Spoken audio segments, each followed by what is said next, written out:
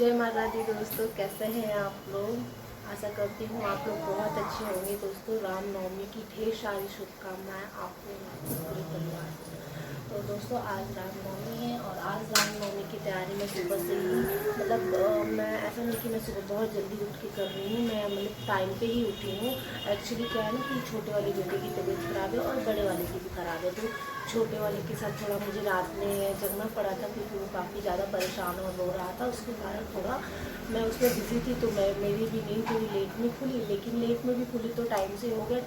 Time से का मतलब कि मैंने इनको ऑफिस जाना था, बड़े वाले के स्कूल बंद थे, तो मैंने इनको ऑफिस भेज के बड़े इन लोगों को देख के खिला करके मैं अपनी पूजा करने जा रही हूँ।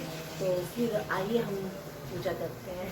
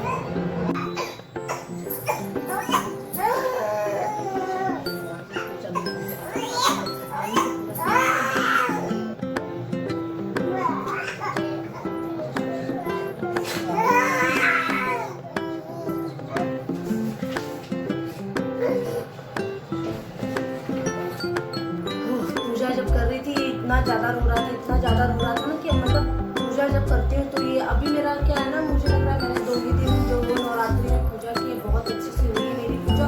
उसके बाद जितनी बार भी मैंने पूजा किया है ना, सच बता रही हूँ कि उस पूजा के बीच में ये इतना ज़्यादा रोने लगता है, इतना ज़्यादा रोने लगता है ना कि मतलब क्या ही पूजा में मन लगाओ, एकदम घबराहट से होने लगती है। तो फिर पूजा भी मुझे बहुत हड़बड़ी में करना पड़ता है, लेकिन यही है कि माता रानी से मैं जो भी है क्षमा मांग लेती हूँ कि मेरी मुझसे जो भी पूजा पाठ में त्रुटि हुई हो हमें क्षमा करें, क्योंकि अब क्या ही कर सकते हैं। हम बस मन में आस्था है, अब पूजा बस हो जा रही है, लेकिन ये है कि भाई हाँ, मन में मेरी आस्था है भगवान के प्रति।